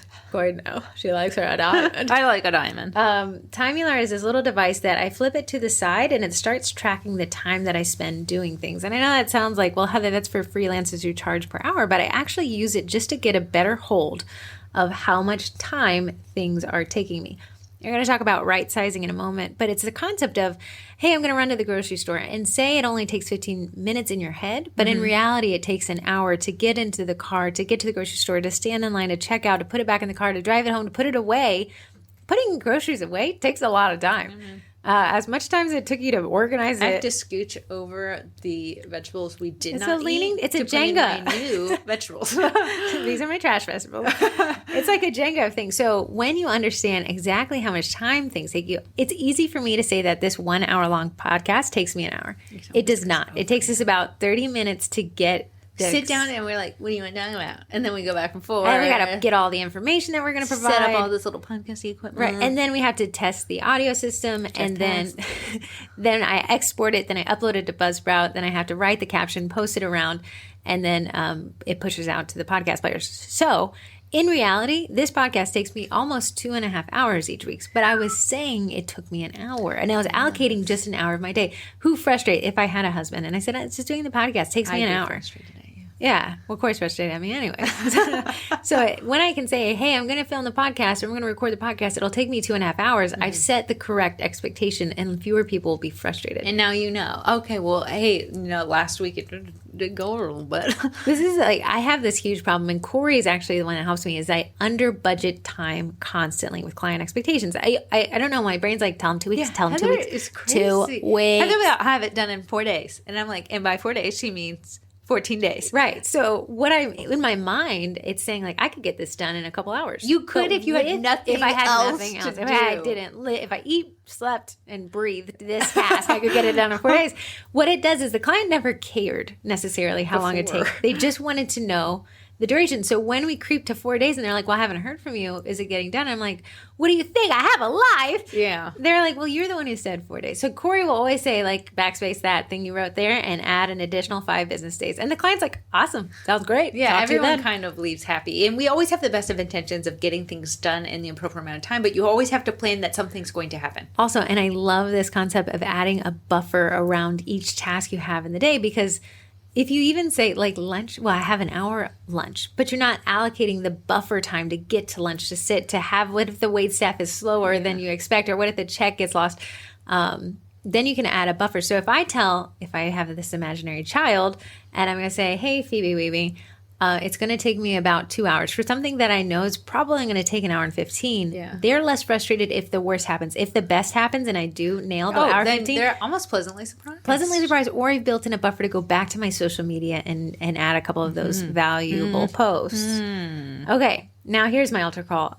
A lot of you are spending much more time on social media than you expect. I hate to say it. I love me some social. You guys are in the sugar cookie marketing group. No. But it's soaking up a lot of that time where you turn around at the end of the week and say, I don't know where all the time went, and everyone's mad at me. I can tell you, it's on TikTok. TikTok is designed, these apps are designed to be really keep addicting. you on there, man. Yeah, and their goal is to keep your eyes, and they do such a wonderful job of it, and they're also worth billions of dollars. So they have a lot at risk if you click away. Yeah. So I know iPhone users kind of have this built in. On Android, we have it now. I know, but this Android one does a little bit better. It is $10 a year, which in app cost is like huge. Yeah. But for $10 a year, it tells me exactly how much time I'm spending on these apps. So when I first started, I think I talked about this in a podcast, I was spending roughly 6 hours a day on social media. Now I've gotten it down to an hour a day. So if you're wondering who's admin in the group. It's not me. No, sorry, guys. If I admin, I actually only admin from desktop, and I only log into that specific group, and I go through the notifications to manage things.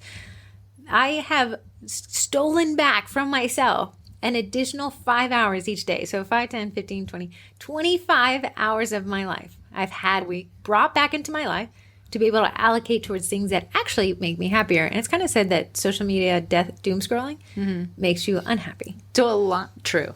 Instagram makes me feel like I know nothing in the cookie world. But also has that hook to make you think I need to know this, though. Yeah. A lot of times what I see is I'll see people come to the group, I don't have enough time. But then I'll actually, as an admin, I can click to your name and see what you've done, what you comment on, what you like. A group profile. Yeah. And I can say, wow, this person spent a ton of time in here for them to not say they don't have any time to make more sales. So I would say put your boundaries around the sugar cookie marketing group. I'd rather you allocate 1 hour a week to the group to watch a Facebook Live than spend hours endlessly scrolling for content that maybe is not as valuable to you. Because if you're an admin who needs your eyes. Yeah. If you're looking for drama, though, you're not going to find it in my group. Yeah. Maybe for like 2 seconds before I read and get my drama filled before I delete it, but that's about it. You got to get your popcorn pop real fast. So yeah, really using these blocking apps and having a little intervention with yourself. How much time am I truly spending? One of the members said, oh my goodness, I actually checked the metrics on my phone, and it says that I spent 9 hours on Facebook yesterday. Do my kids even know what my face looks like, or do they think I'm the back of an iPhone? True. And I was like, wow, that's such a powerful thing. And while it seems so frustrating and like sad, that's a realization of your own self value of your time. And she was able to make an executive decision versus being like, I don't know why my kids say they never see me, and then not realize you spent 9, 5, 7 hours. For anyone hearing that and is aghast that someone would spend that much time on social, I would challenge you to check how much time you are. It is more than you think. Yes. It is almost scary how fast time flies when you're scrolling on social. Having fun. On social media. You're having fun being unhappy. All right. Communication is our last little one, and it's probably the most important. All this is communication in a way. It is. Communicating with yourself, communicating with clients, communicating with family. The biggest thing I've known in my personal family life is I can get all encompassed in decorating cookies, whether I'm making an order or I'm creating content or I'm making something for the cookie college. There's no amount of end that I can be in my cookie room just listening to Murder Podcast and having a blast. Sometimes my husband would come up and be like, hey, do you want to take the dog for a walk? That's something I really put as a priority for us walking the dog together. It seems dumb. My dog is actually very slow. There's no walking really. It's just walking a few steps and then he stops. Hey, me and Ray, we approach the gym the same way. Slow. Let the gym speak to you. You do not speak to the gym. You don't need to go. So what I've learned is to give it a number. So my husband, hey, would you like to walk the dog together? I look at him, instead of saying, I'll be down in a minute, give me a sec. I'll say, this cookie will take me 4 minutes. I'll meet you down there in 4 minutes. It's a great expectation. I'm holding myself accountable, and then he has the right expectation. A lot of times we'll be like, yeah, just a minute, and then 5 hours later you come down. I gotta say, I ordered myself an edible arrangement. Yeah, you know what? I'm that guy. Heather's obsessed with edible I know. It sounds like I have a stake in the company. I thought she did. They sent me a $10 gift card and I spent $100. You're insane. I don't even think they're that tasty. I think they're delicious. Okay. So I place an order and I say I'm going to pick it up at 10 a.m. the next day. I think they opened at 8, so I figured 2 hours. Yeah, and I ordered it before it closed, so I thought that was like a fair amount. I don't know how edible arrangements work, but when I walk in at 10:05, I even thought, hey, that's kind of disrespectful to force them to be ready at 10 and you show up at 10:05. But the email does say show up anytime before 6. That's what the email says. Hey, your order's ready at 10, but show up anytime before 6 p.m. So I guess it must happen enough that they don't expect you to show up on time. But anyways, it's 10:05. I walk in only to notice the poor lady in the back grabbed the bucket for which she needed to put the order in. It hadn't been started yet, and it was 10:05. And I said, excuse me, I'm here to pick up for Heather. I trying to act like I didn't totally order this for myself. And she's like, oh, so sorry. Can you give me 15 minutes? Oh, she said, can you give me 10 minutes? So it's 10:05. So I said, okay, sure, I'm going to wait in the car. I'm the only car in the parking lot. Yeah. So at 10:05, I wait in the car. So it should be ready at 10:15. 10:15. So 10:15 rolls around. And I find myself, Heather, Heather, you're buying yourself a stupid edible arrangement. You're clearly okay. But I found myself saying, like, why isn't it ready yet? Like, True. Now it's been, 15 minutes after the time that I was supposed to be ready, and she's not. At 10:25, she brings out the most glorious looking bucket of fruit and chocolate dipped. And then she gave me a chocolate bar and said, I'm so sorry. But I found that if she had just said 10:30, it would have been a wild time to say I'm 30 minutes late, but I would have helped my expectations to not get so frustrated. Yeah, so setting the right expectation. So, hey, this cookie was going to take me 6 minutes, and then it takes you 30. It's going to backfire on you. Yeah. You really have to be honest with yourself and honest with the person. Sometimes when he says, do you want to walk the dog? I'm like, hey, I just put these cookies in there. They'll be in the oven for 13 minutes. So I have Alexa is going to go off if you would like to go do something. When you hear Alexa, let's go. Setting expectations. Again, I think right-sizing, that's what Corey's saying is right-sizing your time. My parents did this, kind of hated it when I was a kid. In hindsight, I think it was a great idea. Family meetings, monthly family meetings. And that's just to get everyone on the same page. I'd say make them fun. I'd say have the family meeting over ice cream. Yeah, something like that. Everyone can make their own ice cream concoction while you're meeting. And then just kind of clue everyone into what to expect. If you guys have, like, let's say you set family goals. Now, our family goals are very boring. No offense to mom and dad. But if it was like, hey, guys, we want to go to Disney. How can we all work together to get there? And have everyone involved in the process of setting family goals and communication. I think, and I do not have kids, but I know as a kid myself, I'd love to be communicated with. Like you're on the same playing field. Yeah, like I have an equal vote here. And I know I don't, but I would like to think I kind of do. But you can give everyone a task. So while you may be making cookies to make money for the Disney trip, you can give your kids the chores that they have. Like, and pay them and have them allocate towards Disney. Yeah. Also, spending money is nice for kids, I think. Allegedly. I don't know. For kids to spend money? I think, like, my kid is so stingy. He was like, do you want to go to Olive Garden? I said, do you paying? He said, no. That's a little boundary, buddy. Olive Garden. Okay, now here's one that I use that I think Corey's eyes roll. Yeah. But it's called the Paired app. I actually found it last year. It was one of Google's top apps of the year, and they only ever choose 10. So I like to go through to see what other people are doing because I'm nosy. And, the Paired app was one of them. So I was like, okay, what is this? And you'd pay. I think they have a free version. I do have the paid version. You get the app and you find your partner and they get a special code that unlocks the app for the two of you and connects your two apps. Now, Paired every day has a question or a quiz that you can answer. But here's the thing. If you answer the question and the other partner doesn't, they can't read your answer until they do.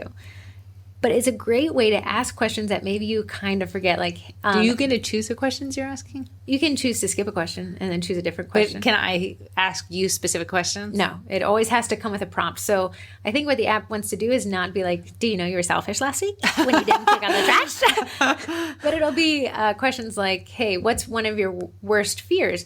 And maybe your partner doesn't realize that maybe your worst fear is like being late on cookie pickup. Right. And then they can have that communication. So they can't see your answer until they answer it. And when they answer it, it unlocks the question for you both to read.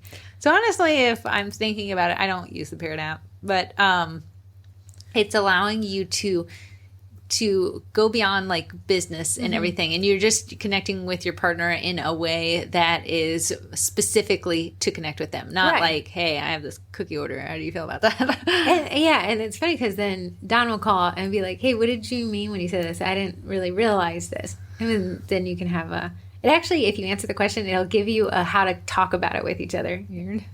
But think about people whose communication has broken down so far that possibly asking these questions is a little awkward. Yeah, so this is more like a prompt to help you open those lines of communication so maybe those questions aren't so awkward. Yeah, and then you can see a calendar of your streaks, like how often you answer, and then they have quizzes, and then you can play games. I don't do the game thing. I don't like playing games. Lastly... I played games in my last relationship. With the snake. Just kidding. The last one is actually scheduling out dinners. If I know that I have a big order coming in, I will schedule. We always have Papa John's once a week. You can place Papa John's order, 2-3 weeks out? Yeah. So you can actually schedule out dinner so no one feels left out in the cold, hungry.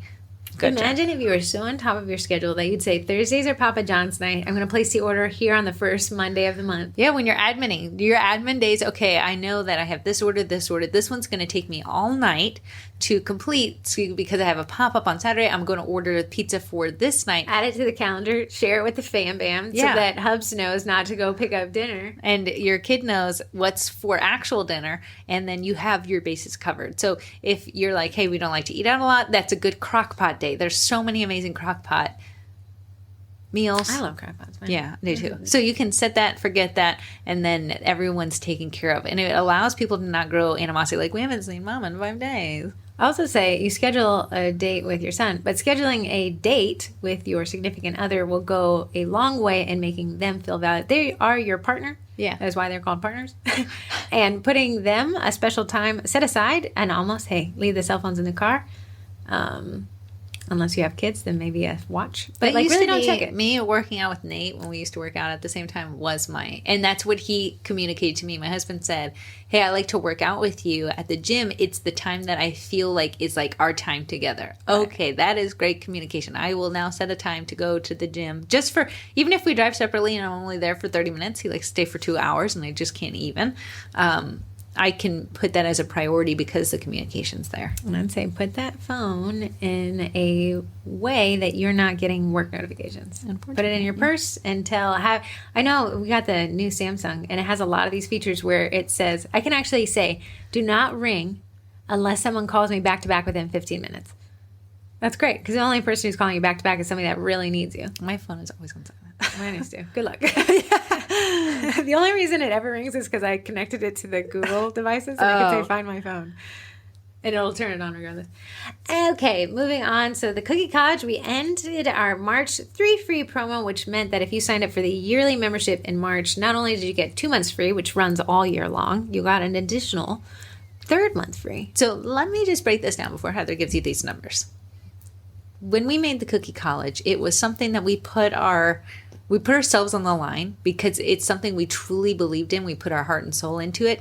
But when you do that, when you put your heart and soul out there and you're like, all right, people, what do you think?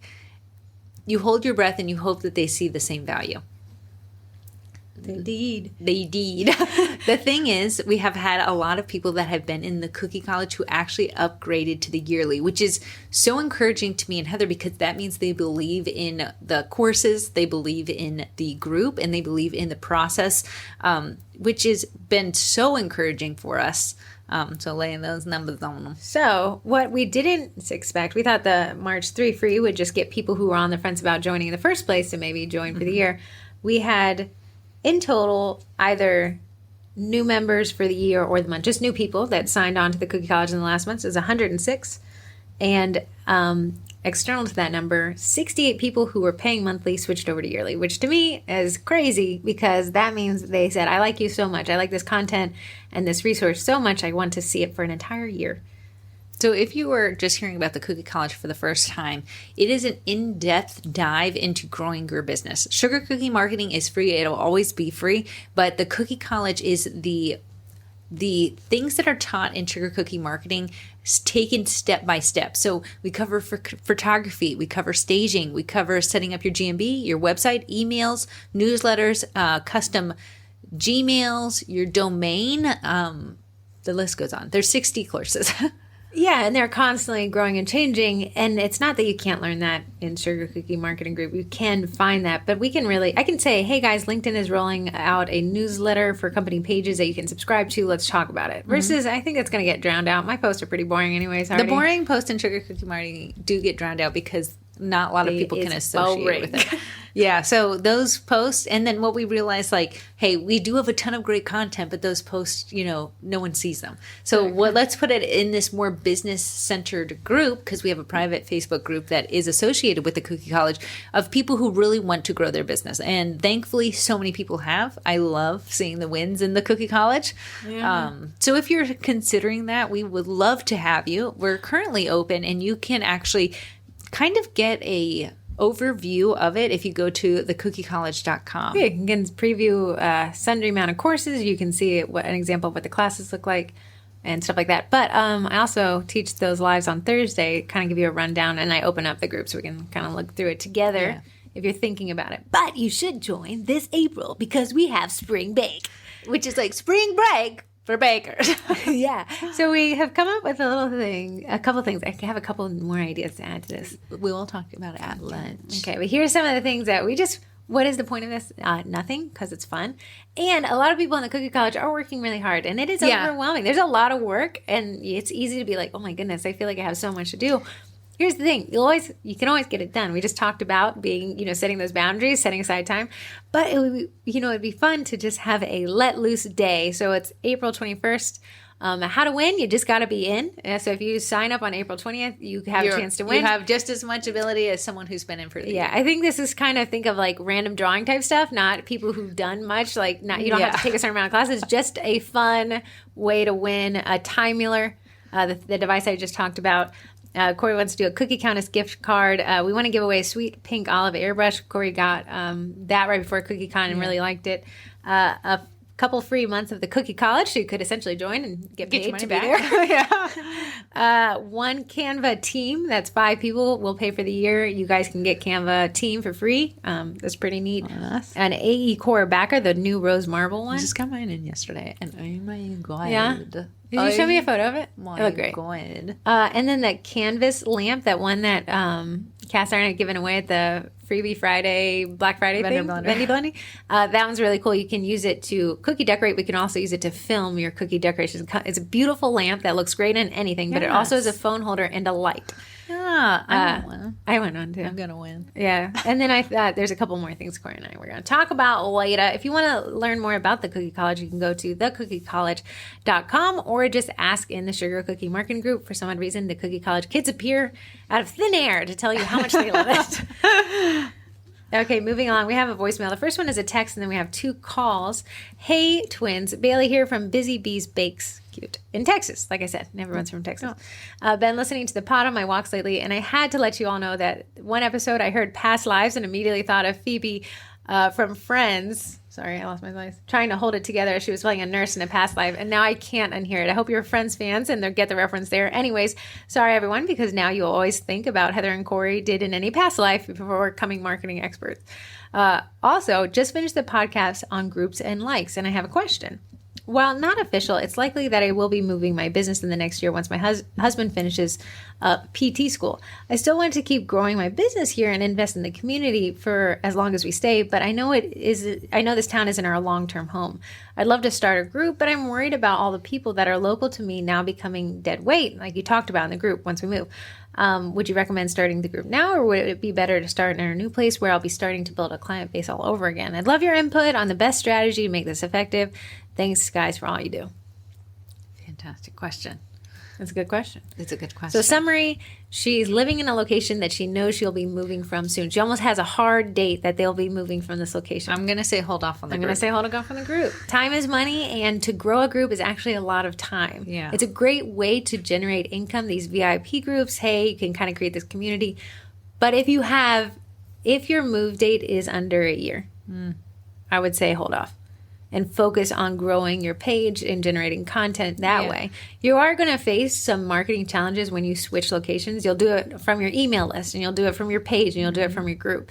But I would say, rather than have to focus on transitioning 3 over focus on transitioning the 2 over. And I do not have a VIP group for myself because it was just one extra thing I didn't think I could manage. But guess what? I still have sales coming in. So I would hold off on that. It's kind of annoying to have a group and to be like, we're moving. And then that all those people's engagement dies off because it's not relevant to them anymore. And then you have like your engagement rate is suffering because you just moved a new location. So right. I would potentially have the group. You could even maybe start it now so it looks a little aged and then open it up. It could be a private group, then open it up when you move. Another thing in the meantime is if you have an inkling of where you're headed, start joining the local community groups and adding value now. And ask questions like, hey, guys, I think I'll be moving. What's the best dinner date spot? I listened to this podcast, said I got to take my husband out on a date. Where should I go? Yeah. And just really start getting involved in a natural way in that community group. And then when you do move and you do start making sales and you see that they have these sales days where you can post about your business, you can naturally say, hey, guys, you've learned so much from you. I'm new here. Please buy my stuff. Please buy my stuff. Okay, we have voicemail. Hey guys, my name is Missy. I'm calling from Northwest Ohio, and I absolutely love this podcast. It is perfect for all of my long, long drives. Okay, I have a question that's very specific to marketing, which is why I didn't put it onto the Facebook group. I wanted to hear from you guys specifically about what you think is going on in my certain situation.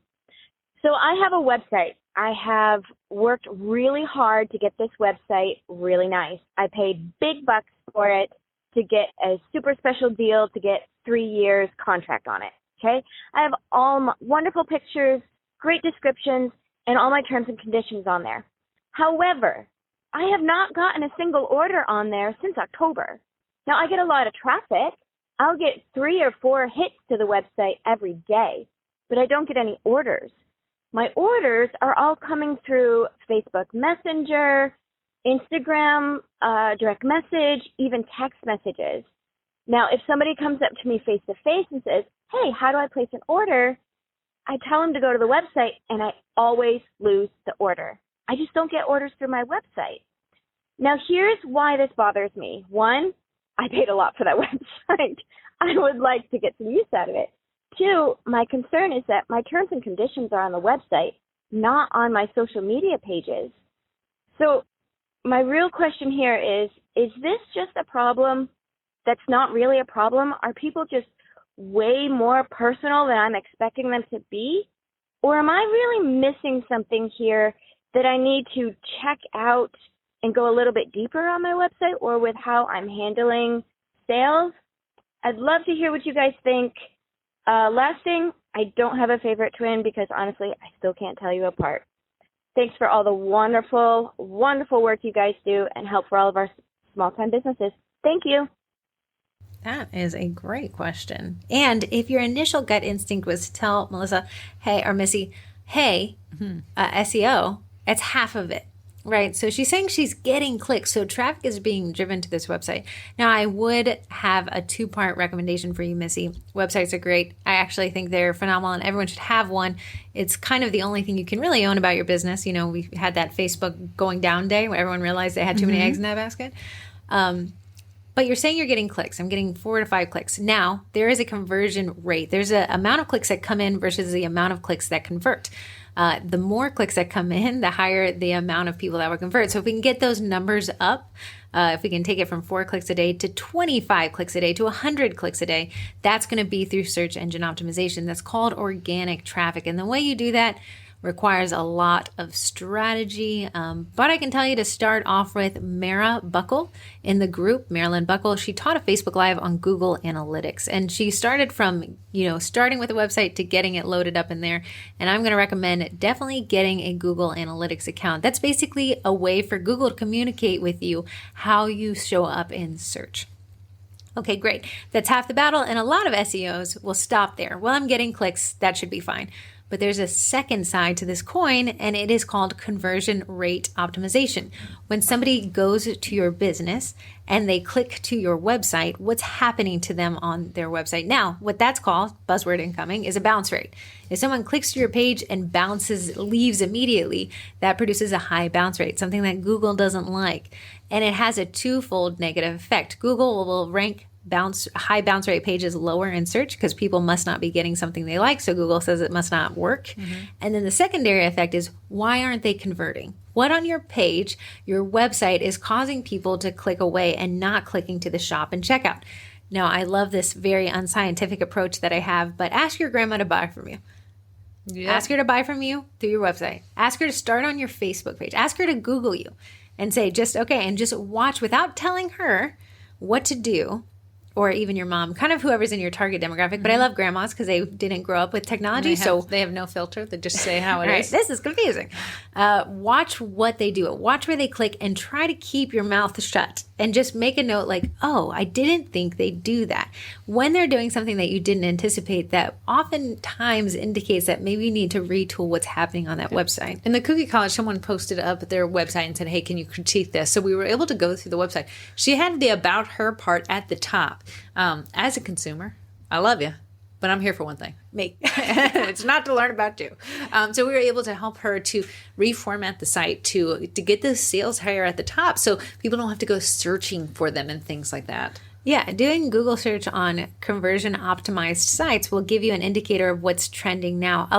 Because websites are kind of universal and the high performing websites operate very similarly, your audience is conditioned to look in certain places. We look for the menu at the top. We look for an address at the bottom. We look for a contact page to the right. Now, when I go to some of these cookie sites, the far right will be not what I expect. And I think that your audience is like, okay, to the right, far right, we usually see contact.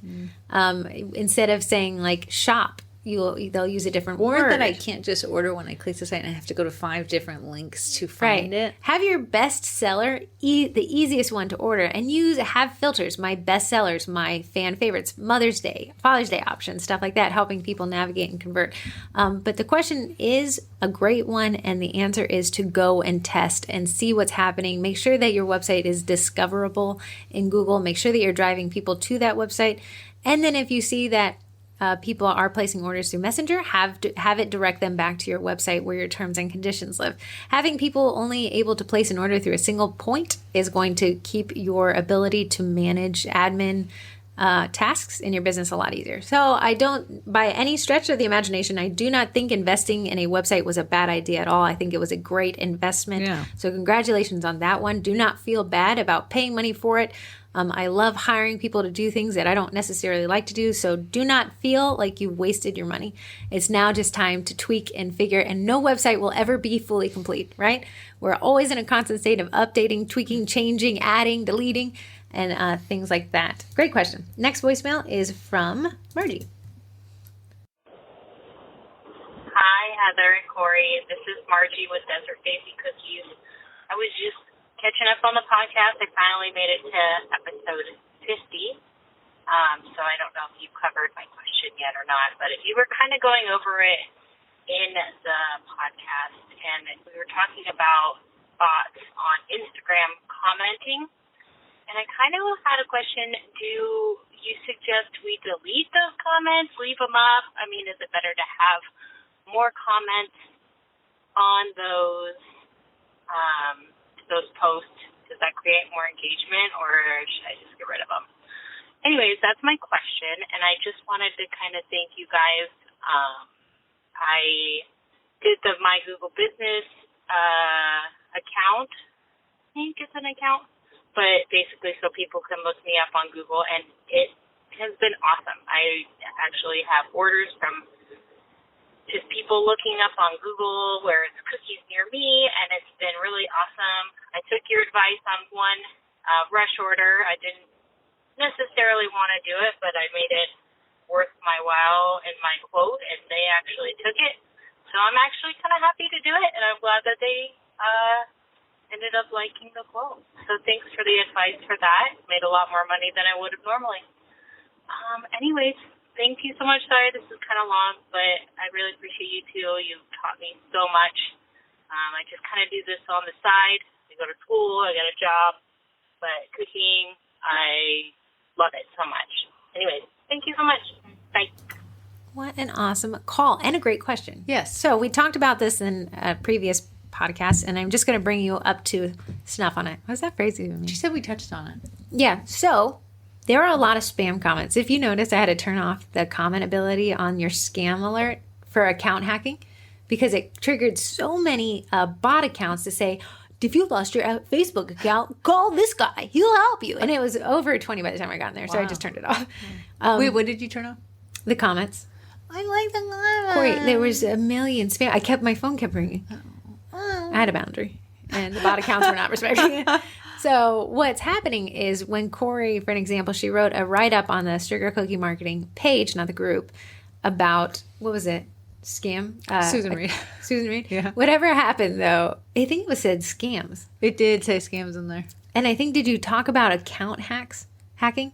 People getting hacked. Yes. So what happened is Corey used a phrase that the bots, that somebody has a script running and it says, when you see this phrase, leave this comment. Now the comment is very similar across these 20 bot accounts. And it'll be like, I had my account hacked, contact at, and then an Instagram handle to get your account back. He's super great. Yeah. What's happening is that phrase she used triggered these bot accounts to run a script to go and leave all these comments in a very fast fashion. So Margie's saying, are all comments good? Is all news good news? No news good news? Should I delete them? Will it kill my reach? On average, on my personal Instagram for my bakery page, I say personal business, not the sugar cookie marketing stuff, I'll get maybe 1 or 2 spam comments. I always leave them there, like, and respond with just like a heart eye emoji because it is still engagement. What about promoted on? I still leave a heart eye emoji. I say, will do. So that's interesting. So Corey's perspective is that all reach is good reach. My perspective is that I think Facebook recognizes bot accounts. But you can't stop. You can't stop them. You can't stop them. You could delete it.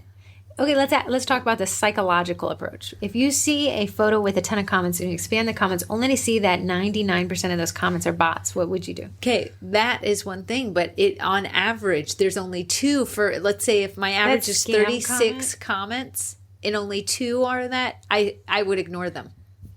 Heart eye emoji them? Oh, I would heart eye emoji them, but as an end user, I would not say, this is just filled with spam. So at what percentage of spam comments would you no longer feel inclined to leave a comment? I don't know. It depends how many comments they actually have. If So I feel like... you're speaking in ratios. Yes. So if you had 100 comments and 90 were spam, you'd probably check out. I'd be like, well, they did something weird. So I guess, Margie, great question. I'd always say test, and retest. I'd say try a couple of posts that use a similar caption that generate bot comments. Anything about t-shirts seems to be promoted on triggers. Easter is now an Easter promoted on. Write about scams or account hacks, and then delete the comments of one and then do a similar post and don't delete the comments and check what your reach is for both. Mm-hmm. I assume that Facebook knows when Instagram used to be a crazy place where you could get away with a lot of scripts. I even used to do it myself. Now those script softwares are hurting for clients because Facebook and Instagram have gotten so wise to what is unnatural in the actions of an account. Facebook did a huge cleanup. I guess it was like Justin Bieber's account lost millions of followers because a lot of them were bots, which makes a ton of sense. He's an iconic guy. If you want to reach girls obsessed with Justin Bieber, follow him and then run scripts on his account. Yeah. So he was naturally lost a lot of followers. Did it hurt Justin Bieber? Well, it hurt his account followership. Did it hurt his reach? Only he'll know. But I'd assume that Facebook does recognize bot comments and almost eliminates the benefits that they bring. Corey thinks differently. You got 2 opinions, and it's going to come down to testing. But you can always block on either your Facebook business page or your Instagram page, like promoted on phrases like that. So and it will stop it before it starts. Yeah. It's an interesting question. I think it lies in a lot of data research and as well as psychological research of saying, like, when you see a lot of spam comments, do people recognize reply? Like, if I saw you reply to a spam comment, I think to myself, Corey should know better. True. But you're saying I do it on purpose because I want to encourage people commenting and that they'll get now a reply. It looks like there's 3 or 4 comments before really anyone's gotten there. Right. I also noticed that was time you like saying you're working 2 hours. It's time for a break. Oh. You've exceeded 89 minutes. You deserve a break. Cannoli. Yeah. No, we're gonna keep going. So that's a great question. I think all within reason. Here's an interesting thing. When I delete or hide a comment on, or delete a comment on a Facebook page, it still reflects that number of comments was 8, even though you may only see 4 when you expand it. True. So it's like the comment still exists. It's still I don't really recognized. get spam comments on Facebook. It just was that one post. It was just that one post. That's Normally I don't. I only am referring in my mind to like Instagram. Yeah. Pretty interesting. Great question, though. Okay, coming back to the group stuff, we have a ton of fun Facebook Lives coming up. The Facebook Past Lives, if you guys think of where Phoebe from Friends, is turning no into a yes with Gina Marie Burke. That was March 24th. Gina has been in the group almost since day one and has never ceased to add really valuable content. Even Don watched her live, and he's like, that lady seems like she really knows what she's doing. Yeah, she makes us look like names. Yeah. So Gina Marie Burke, any of her lives, again, you can go check the pin post in the group to find the list of these. Any of her lives are worth a watch or two. On March 10th past, I did a Facebook Live page audit of members in the group who had volunteered to go under scrutiny. That was a fun one. I enjoyed that. Just kind of best practices, ways that, again, to optimize that conversion rate, optimization that Missy had asked about, like how to make it easy to buy from you, easy to understand. One of the biggest things, if you guys want to know a huge outtake, is if I can't figure out where you're based within 5 seconds of clicking to your page, there's an issue. And a lot of those people, it almost requires like an FBI investigator to figure out where you're selling from. And I think that needs to be very apparent down to city, state, county, locale, have it right there ready to go. And then on March 6th, we had No Plan Oreo Cinnamon Roll photo shoot with Elizabeth Toth. You can rewatch all those. They've already gone. Toth. Oh, goodness. Sorry, Toth. Tothy Wothy. Okay, and then upcoming events. I actually solicited the group for some Facebook Lives so we could populate the calendar. And we got some cool ones. We're doing every other. Okay. You can start. Tour of a cookie trailer plus room with Christina. She has built out this cookie trailer. I was there at like her idea of it, and as she was building it out, she is actually a local cookier to us in Northern Virginia, and this is like a cookier's dream come true. It's like on the corner of her property, so it's out of her house. So she's full time. Yeah, she's full time. If you're interested in full time, she's the one. Yeah, she has an Eddie too. Oh, yeah, and that'll be on the 7th. So that's coming up in a couple days. On the 18th, brick and mortar tour and Q&A, AMA, with DC's Confetti Cafe, Elisa Frost. So it's another local. Yeah, Elisa Frost. We've actually been to the Confetti Cafe. They launched at the beginning of COVID, and they were like, it's wild. We didn't expect this, but they have this cute little cafe in Tinleytown in DC. Corey and I went out there. And they've really outfitted it to be a local neighborhood hotspot. You can have your kid's birthday party, and they've done some really neat renovations and differentiators to set themselves apart from competition. So she's going to tell us. They just got a catering. Yeah, I saw that. A catering truck. Then we have Buttercream 101 for cookies with Ashley, and that is on April 21st. Oh, that'll be good. She does some really... If you're interested in learning buttercream, guys, hold on to your horses because they're all teaching. There's 3 buttercream classes. Yeah, and by the end of it, we will be professional buttercreamers. Butterscreaming and buttercreaming. Cottage on the 21st as well, later that night around 9:30. It's cottage business to brick and mortar with Lauren. She has the ham and bread company. It was unfair that I had to look at that page because it was delicious breads. But yeah, to make that transition from being a cottage home baker to a brick and mortar is stressful. Yeah. It is a hard thing. You're taking on a lot of liability in the form of overhead and lease. Electric bills are taking a whole different, and then now you have a different marketing strategy than just cottage home business bakers. Have a marketing strategy. Having a brick and mortar gives you a benefit from a local SEO perspective. So they have a little bit more leeway, but you also have a lot more you got to move through. Then how to smooth buttercream on sugar cookies with Katie, and that will be April 28th. Oh, it sounds delicious. And then on the 30th, cake decorating with buttercream flowers with Sarah Reyes. Now she sent me an email. I saw those pictures. Aren't they so cute? Insane. It's so cute. She said she wanted to give people an introductory review. I said, this is introductory. Don't show me what advanced Can't wait. We have Procreate Design Sketching with Marja, and that is on, what is next May month? 1st. May 1st. Yeah. You're struggling with that 5. I could see 5 over. Yeah. On the 6th of May, recipe costing with Mara. So Mara did the Google Analytics Live. It was great. She really knows numbers, and she likes to share numbers. So she created everyone a spreadsheet. You can download it, a no-spread spreadsheet. And she's helping you cost out recipes because at the end of the day, if you don't know your cost and our costs of ingredients are ever increasing, you may be operating at break-even or loss. Yeah. Then we have on the 9th of May. Cookie contracts, FAQs about the legal side of selling cookies, which I think everyone in this group needs to tune into. And she's not being your legal advisor because it's different for everywhere, but it is just an overview of what you need to be thinking when you talk to your legal advisor. Right. And a kind of cookie contract. She said, I just see a lot of questions that I know I can help with. Yeah. So that'll be great. Then in July, we have Christmas in July. Heather Brookshire is the gingerbread house extraordinaire. I found a picture of about. So cute. There's so many. She's talking about gingerbread houses, and I think people are quick to say, "Well, I'm so far from Christmas, I'm not going to watch it." No, the summer is the time, the slowest time for cookies. It is our New Year's resolution time. That is where you reassess, you get ready, because come football season, which is our Super Bowl, is Christmas. Yes. You can actually have this great offering of understanding of gingerbread. You have priced it out. You've created one. You've taken the photos. You're ready to go to promote it for this new offering. I think it's a really great strategy. Okay, group challenges. We actually have a collab that I wanted to run by you. Really? Someone sent it on Instagram, and I thought it was my favorite things collab. I love it. So I thought it was a fantastic way to market. One, if you have ever made my favorite things cookie set or something like that, you're just choosing someone's favorite things and recreating it on a cookie.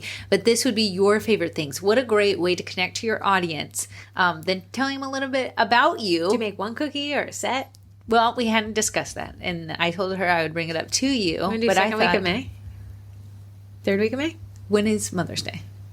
The 17th of May. Let's do it after that. Third week or fourth week of May? Third week.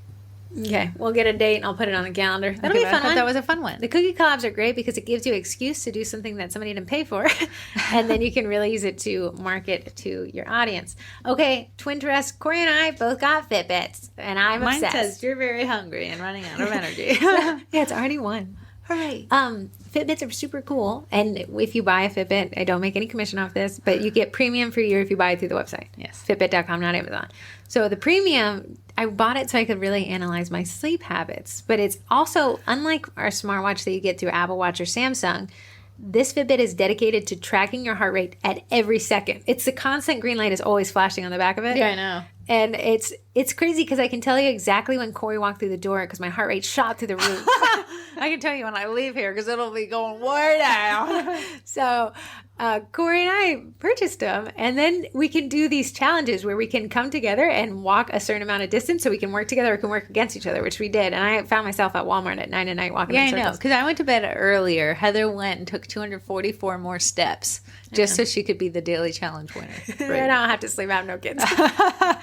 So I really like those Fitbits. I think they're pretty neat. And the premium subscription, whether you want to buy it or not, was $100, but it's free if you get it, whatever the made up number Tells is. you how much you flail during the night. Yeah, how it says on average you're awake at intervals 10 to 30 times in the middle of the night. I showed my husband, I said I was awake at 46 different times last night, and I showed him, I said, this is every time you flopped your hand on my face. And then it does breathing rate, and it does skin temperature, and it does stress, which I was really trying to Meditation was in there. Meditation. It does readiness, meaning if you had a heavy workout the day before and it tracked all that, the next day it would tell you probably to chill a little bit. So I was doing some gardening on Sunday, and on Monday it was like, please don't leave your house. They said gardening reduces stress, man. I think it reduces what it creates. All right, we are at sponsors. First one up is Eddie. I have been diving into the Eddie cookies. There's actually a great group. Guess what I bought? What? The Milton tray. You did? I had to print it. I can't wait. Yeah. Okay, I can't wait. If you wanted to consider, Eddie is a direct-to-food printer, and he prints directly on the icing of a cookie. It looks like, honestly, a flawless airbrush. So if you wanted to consider Eddie, join the Eddie group. People are actually really pushing Eddie beyond what they thought he could do. So specific shapes. He does not print just on circles. Someone did Peter Rabbit, and he was printed perfectly on there. Other people are printing on M&Ms, so making custom M&Ms. So I got the M&M edition too. Oh, macaron shells. That one I had to buy from Eddie. Okay, so there's so many things that you can do, but you can join the Eddie printer group on Facebook, and you can really dive into there and kind of learn more about it. But we love Eddie. He made some cute cookies for me. I actually make a cookie for our sugar cookie classes where we teach decorating classes. I give everyone a free cookie and a mini cutter to thank them for coming. And Eddie knocked it out of the park. Someone pointed out, and they were like, I want to learn how to do that. I said, do you know how to press print on the computer? Next up, we have cast iron.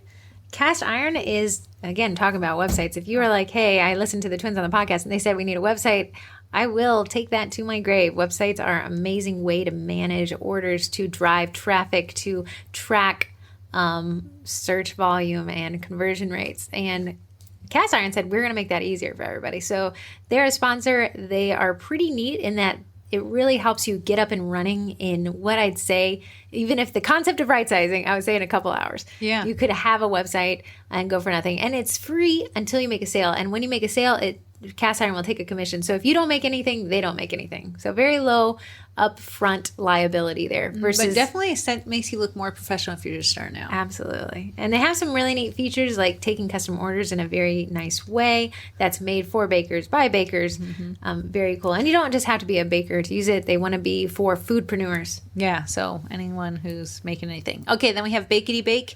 It is a brand that makes a meringue powder called Royal Batch. It's almost what I use exclusively at this point, and I truly just absolutely love it.